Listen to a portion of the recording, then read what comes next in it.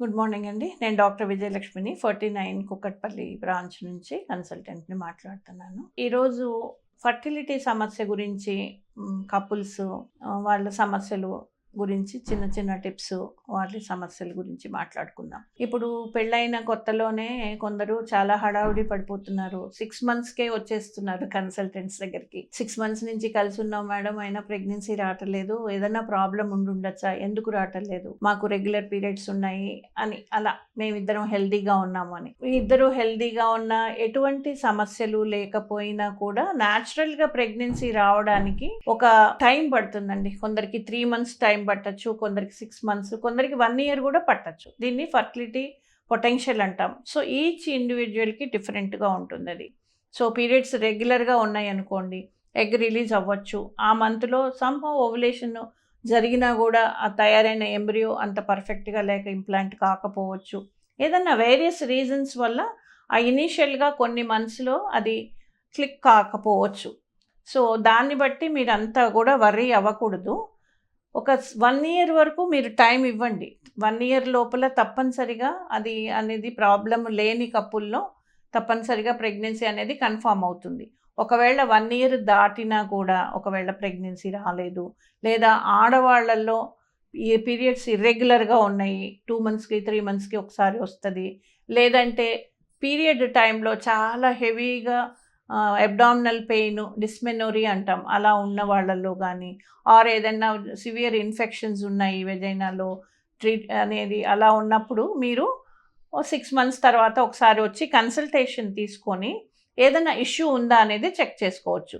First thing ఏంటంటే చాలా కాన్ఫిడెంట్‌గా కూల్ మైండ్ తోటి మీరు ప్రెగ్నెన్సీ అనేది వస్తుంది, మనకేం ప్రాబ్లమ్ లేదు అనే ఉండాలి యంగ్ కపుల్. ఇది I'm talking about young couple అనమాట. అది కాకుండా ఏజ్ ఎక్కువ ఉన్న వాళ్ళకైతే యెస్, ఆఫ్‌కోర్స్ వాళ్ళు 1 ఇయర్ వరకు కూడా ఆగక్కర్లేదు. ఒక 6 మంత్స్ చూసుకొని అబోవ్ 35 ఇయర్స్ ఉన్న వాళ్ళు లేడీస్ అయితే 6 మంత్స్ దాటిపోతే ఒకసారి వచ్చి కన్సల్ట్ చేసి ఏదన్నా ఇష్యూ ఉందా అనేది చూసుకోవాలి.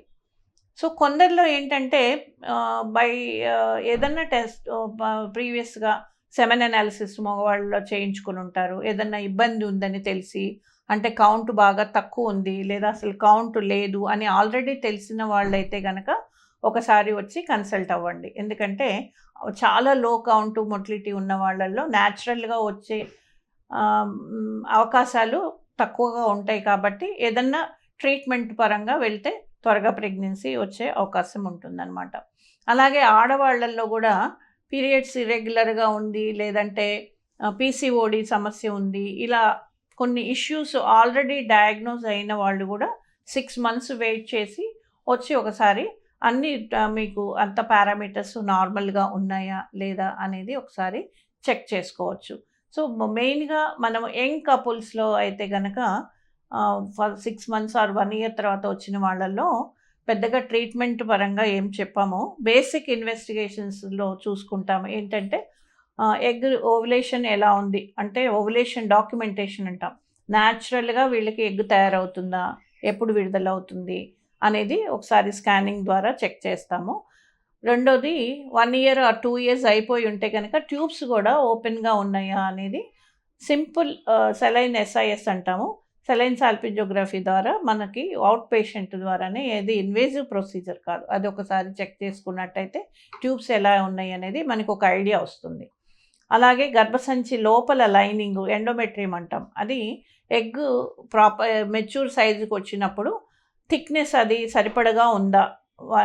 మనకి 9 ఎంఎం నుంచి 10 ఎంఎం వరకు ఉండాలి. అలా వస్తుందా అనేది. తర్వాత వీళ్ళకి భార్యాభర్త కలవటంలో ఎటువంటి సమస్య ఏమన్నా ఉందా అనేది కూడా మనం అడగటం జరుగుతుంటుంది. కొందరు కపుల్ ఏంటంటే కొన్ని సంవత్సరాల పాటు ఈ ఇబ్బంది ఉన్నా కూడా ఎవరికీ చెప్పకుండా ఉండిపోతారు. సో అట్లా ఇబ్బందులేమన్నా ఉంటే ఎందుకంటే ఆడవాళ్ళల్లో ఒక్కొక్కసారి వెజైనల్ మజిల్స్ టైట్ అయిపోయి వెజైనస్మిస్ అంటాం.